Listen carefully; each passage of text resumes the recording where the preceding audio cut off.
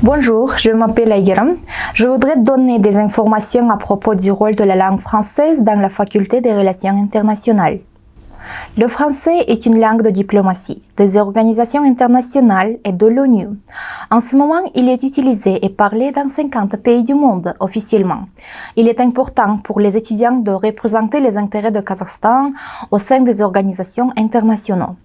La langue française est enseignée comme la deuxième langue étrangère par choix aux étudiants de notre faculté, c'est-à-dire la direction prise par l'université est tournée vers l'apprentissage de la langue française. Comment la coopération entre notre faculté et les institutions éducatives et scientifiques françaises ainsi que les chercheurs indépendants a-t-elle développé ces derniers 30 ans? Quelle est la situation d'aujourd'hui? Comment il sera au futur? Une rubrique ARD Cooperations nous donneront une information complète et spécifique. Si l'on tient compte du fait que la faculté des relations internationales de l'Université nationale kazakh Al-Farabi fonctionne depuis 1995, la relation des professeurs de la faculté avec des collègues français commence encore plus tôt, en 1992. La relation entre le professeur Jaras Omarlı Ibrashov, l'un des fondateurs de la faculté, et le professeur Patrick Guillol de l'Université Rennes Première a ouvert la voie à la formation de direction française des internationales de l'université. Sur la base de cette relation, les corps professoral enseignants de la faculté, le professeur Jaras Omarlı Ibrashov, les professeurs Байзакова Крала Ертесовна, Makasheva Clara Naldebekovna, Sapanov, Saifullah Jumabаylы ont effectué un stage scientifique à l'université Rennes Première. Байзакова Крала Ертесовна, professeur à la faculté des relations internationales, docteur en sciences historiques, donnera plus de détails. En ce qui concerne de la coopération avec les universités françaises, tout d'abord, il faut dire qu'à l'époque avant l'indépendance, dans le département de l'histoire des pays étrangers, sous la direction du professeur Ibrashov, on a créé l'école des études françaises, l'école fort, très connue. La coopération directe avec les universités françaises ont commencé en 1992 avec l'université de Rennes 1. C'est grâce à la contact personnel des professeurs Ibrashov et professeur français Patrick Guillol, la coopération est devenue très active. On peut dire que ces deux professeurs contribuent à établir le jumelage entre Almaty et Rennes. Cette collaboration a permis la mobilité académique efficace entre deux universités. Nombreux étudiants font ces études dans l'université Rennes 1. Par exemple, Gulmira Galinek, Dimash Abdoulin, Marat Absatarov et les autres. Professeur Ibrashov, Moam, professeur Makasheva, Sapanov et les autres ont fait un stage dans cette université dans différentes années. À son tour, les enseignants français venus à notre faculté pour donner les cours. Avec l'université 1, on collaborait dans le cadre du programme européen de campus. Par exemple, moi-même passais le stage selon ce programme. Dans le cadre de cette coopération, outre des activités scientifiques et éducatives, la Société des Amis du Kazakhstan a fait une grande aide humanitaire, c'est-à-dire les médicaments pour les enfants kazakhstanais, selon le programme des Médecins sans frontières. Les étapes suivantes de la coopération ont commencé en 2002 avec l'université de Robert Schuman et notre faculté a mené une coopération scientifique et éducative, c'est-à-dire la mobilité académique, co-direction des thèses de doctorat. Par exemple, sous la direction du professeur Yves-Jean Clos, on passait son soutenance plusieurs doctorats, dont Respekov, Tenebek, Baykouchikova et les autres. Et l'Université de Strasbourg a organisé les stages pour le doctorat de notre faculté.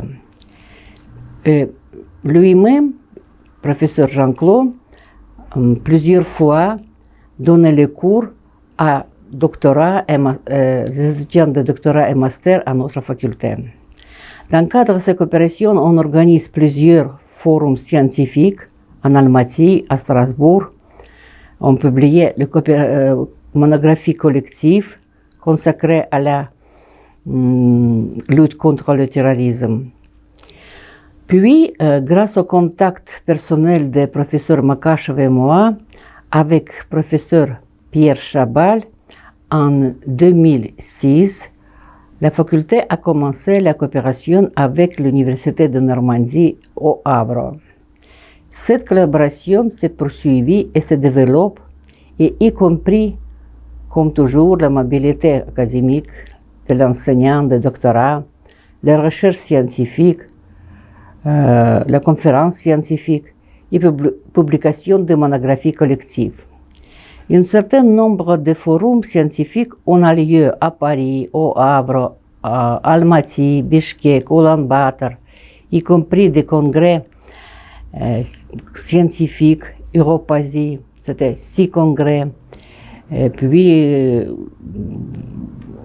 4 forums de droit international, un certain nombre de tables rondes et participation à 3 congrès de l'Asie et Pacifique à Paris. Les forums scientifiques, les publications de monographies collectives sont financées par la Fondation de la France C'est Facile, qui était représentée par le professeur Yann Alix.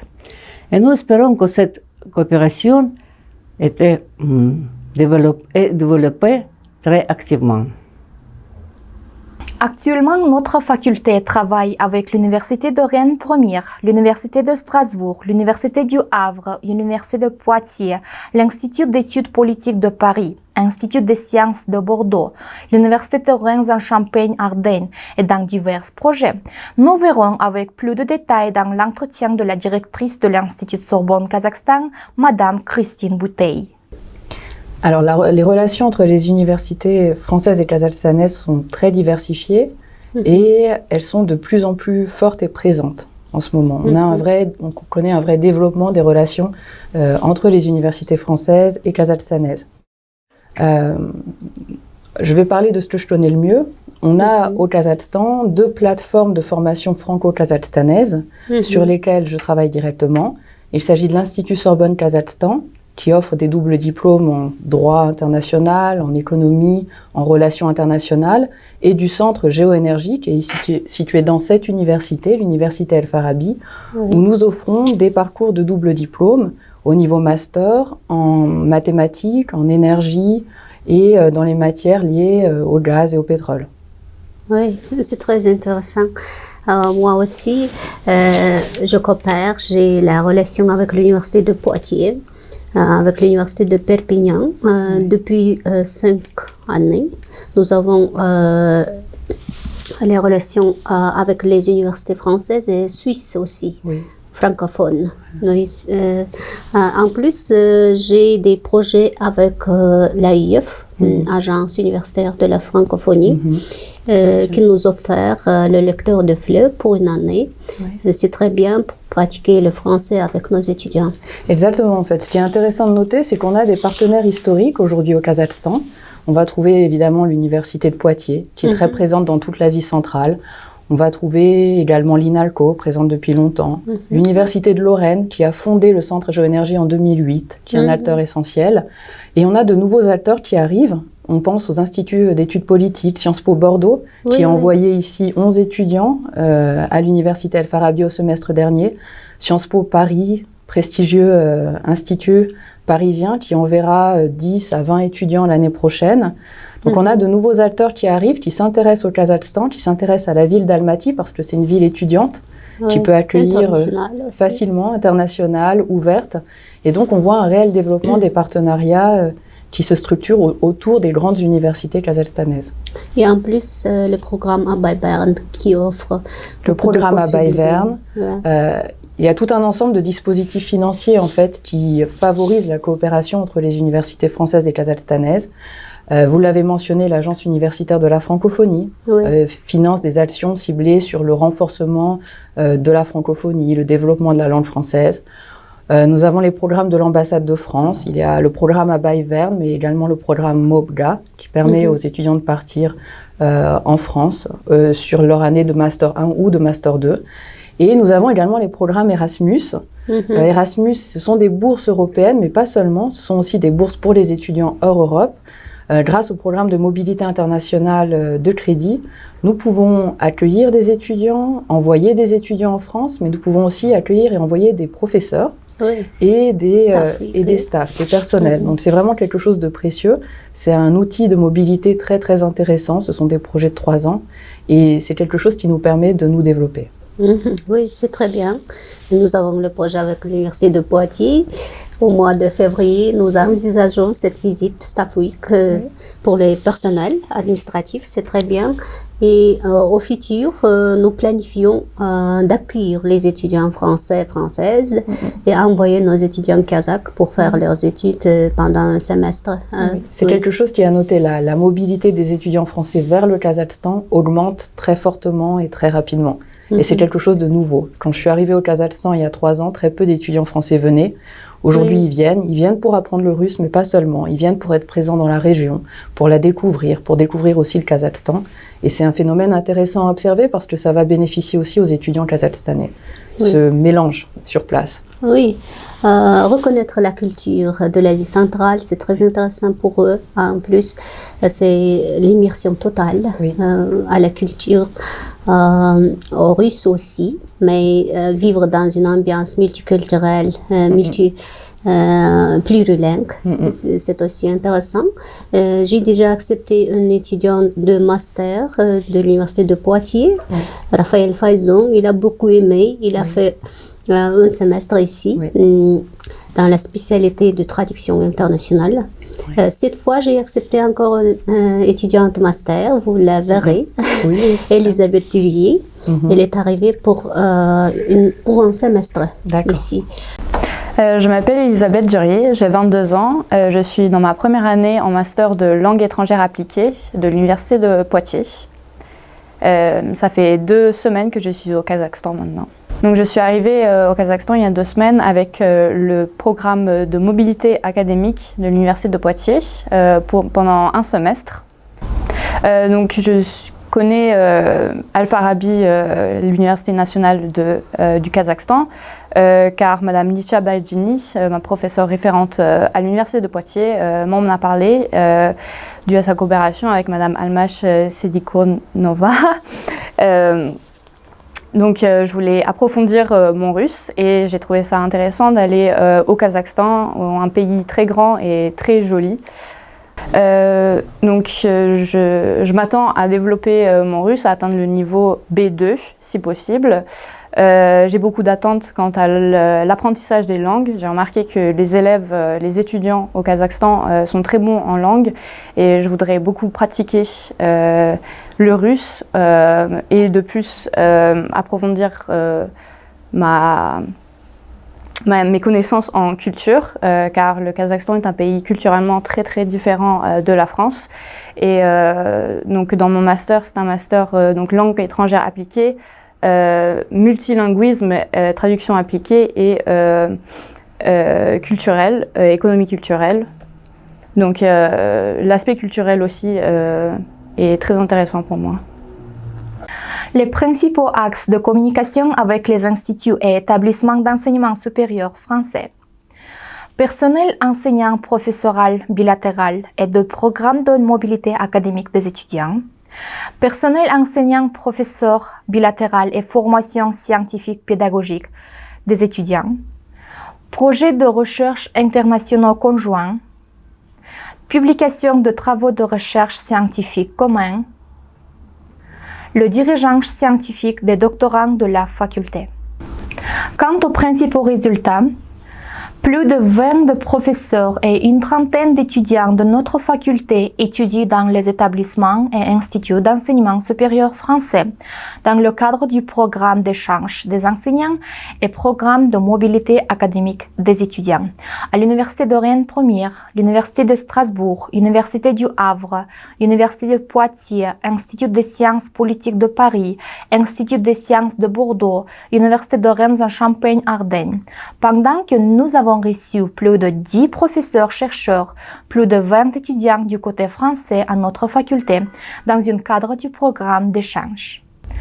14 doctorants et étudiants en master de notre faculté ont approfondi leur expérience dans les établissements et institutions d'enseignement supérieur françaises dans le cadre de la formation scientifique et pédagogique. Plus de 10 projets de recherche scientifique ont été mis en œuvre dans le cadre des projets du Fonds CEFACIL AUF Tempus pour la mise en place de projets de recherche internationaux communs. Dans ce sens, il convient de noter que des projets communs sont mis en œuvre sous la direction de nos professeurs Байзакова Крала Ертисовна, Макашева Клара Налдыбековна, Сидикенова Алмаш Смайловна. À ce jour, 6 monographies scientifiques communes, une trentaine de conférences scientifiques et pratiques internationales ont été mises en place. En 2018, suite à la signature d'une convention avec l'Agence universitaire internationale de la francophonie, un programme pédagogique a été créé à la faculté afin de l'amélioration d'apprentissage de la langue française académique. Ainsi, chaque année, le département de traduction diplomatique invite un représentant linguistique à donner des cours en français dans le cadre du projet l'Agence de la francophonie. Des informations supplémentaires sur les relations actuelles et les réalisations seront présentées par le chef de département traduction diplomatique, la professeure Sidikenova Almash Smailovna. Aujourd'hui, je voudrais vous informer concernant les relations internationales entre la France et le Kazakhstan, notamment l'enseignement de la langue française à la Faculté des relations internationales de Kaznou Al-Farabi. Depuis 2017, on a augmenté l'intérêt et la demande des étudiants pour l'apprentissage de la langue française en attirant les spécialistes hautement qualifiés. Et en 2008, nous avons déjà signé l'accord avec l'agence de la francophonie, de l'agence universitaire de la francophonie, et nous avons eu la possibilité d'inviter les lecteurs de FLE. Première année, c'était le lecteur de FLE, était Falit Rates, et deuxième année, c'était Jérémy Longjon. Et nous avons travaillé avec le centre de Géénergie aussi en offrant des cours de français pour les étudiants de master de la spécialité de mathématiques. Et depuis 2018, nous avons une bonne relation avec l'Université de Poitiers. On a signé l'avenant à l'accord et comme ça, on a réalisé le programme la mobilité académique des professeurs et des étudiants. Les étudiants de l'Université de Poitiers ont fait leurs études à notre faculté et nos étudiants font leurs études à la faculté de lettres et de Sciences Po de l'Université de Poitiers. Cette année 2022, on a signé l'accord avec l'Institut Sciences Po Bordeaux et on a déjà envoyé 10 étudiants pour faire leurs études un semestre à cet institut et on a accepté également 10 étudiants de master à la Faculté des relations internationales.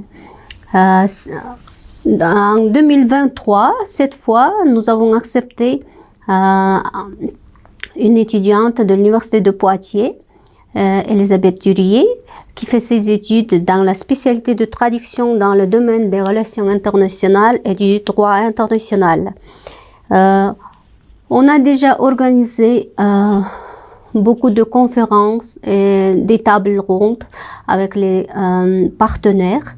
Et on a une bonne relation avec l'ambassade de la République française au Kazakhstan et aussi avec l'ambassade de la Suisse au Kazakhstan. Pour ce moment, nous avons le projet Erasmus avec l'Université de Poitiers et on va accueillir 2 professeurs au mois d'avril pour donner des cours d'après Erasmus et en même temps on organisera la conférence internationale avec nos collègues étrangers. En ce qui concerne les professeurs qui enseignent le français, sont hautement qualifiés. Elles ont déjà les diplômes d'ALF C1 et C2 qui donnent la possibilité pour nos étudiants d'avoir une bonne connaissance de la langue française. Et maintenant, quel sera l'avenir de la coopération entre la Faculté des Relations internationales et les établissements d'enseignement supérieur français?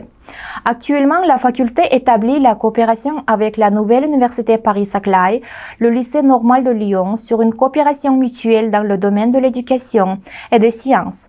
Vous pourrez en apprendre davantage sur nos relations futures grâce à un entretien avec le professeur Jean-Noël Castorio, vice-recteur à la culture, au développement durable et à la responsabilité sociale de l'Université du Havre. Alors je suis ici en tant qu'observateur en quelque sorte, puisque les relations sont effectivement anciennes entre l'université. Elles ont été créées par le professeur Pierre Chabal et elles ont donné naissance en 2015, si ma mémoire bonne, à un centre de recherche commun, donc entre l'université Al-Farabi et l'université du Havre. Donc on a des échanges qui sont anciens et ma visite ici est justement liée à la stratégie de notre établissement. Nous avons eu, l'Université du Havre, beaucoup d'accords dans le monde entier avec des partenariats avec l'Afrique du Nord, avec l'Amérique latine notamment, ce qui est important, avec l'Asie, plusieurs centaines de partenariats. Et nous avons décidé aujourd'hui, dans cette logique qui est la nouvelle logique européenne, non plus de multiplier les partenariats comme on le faisait auparavant, c'est-à-dire de signer des accords, mais des accords qui parfois n'existent que sur le papier, ne sont pas réellement vivants, mais plutôt de déterminer des zones géographiques et des partenaires avec lesquels il est temps d'aller plus loin dans les relations, parce que ça marche déjà bien, ça fonctionne déjà bien. Et donc je suis venu en tant qu'observateur, et c'est ma première visite en Asie centrale. Je voudrais dire que j'étais extrêmement bien accueilli. Et c'est peu de choses de le dire. C'est véritablement, il y a une tradition d'accueil ici qui est tout à fait remarquable, en dehors, des beautés de la ville, du paysage, etc. Il y a vraiment un sens de l'accueil et de l'amitié même qui est tout à fait formidable. Donc je suis ici, je vois qu'ici ça fonctionne et l'idée c'est donc d'avoir finalement moins de partenaires, mais des partenaires avec qui on va plus loin. Et donc je pense qu'il est temps effectivement pour nos universités d'entrer dans une nouvelle phase. Pour l'instant, l'essentiel des relations ont été donc liées à l'activité du professeur Chabal, d'un certain nombre de professeurs qui étaient invités ici, et je pense qu'il faut aller plus loin. Nous avons rencontré le recteur, j'ai rencontré le recteur avec monsieur Chabal, et l'idée peut-être de créer un centre de l'université Al-Farabi au Havre a été évoquée, et peut-être il s'agit d'une possibilité, mais surtout nous sommes d'accord sur le fait qu'il est nécessaire à l'avenir d'augmenter les échanges d'étudiants, de pouvoir accueillir les étudiants au Kazakh, mais aussi que les universités kazakhs accueillent davantage de nos étudiants. Comme ça, on est arrivé à la fin de notre information. Notre faculté croit que la relation avec les institutions françaises auront plus de succès et nous remercions à tous les participants de cette actualité. Abonnez-vous à notre chaîne sur YouTube et soyez informés de nos dernières actualités. À tout bientôt.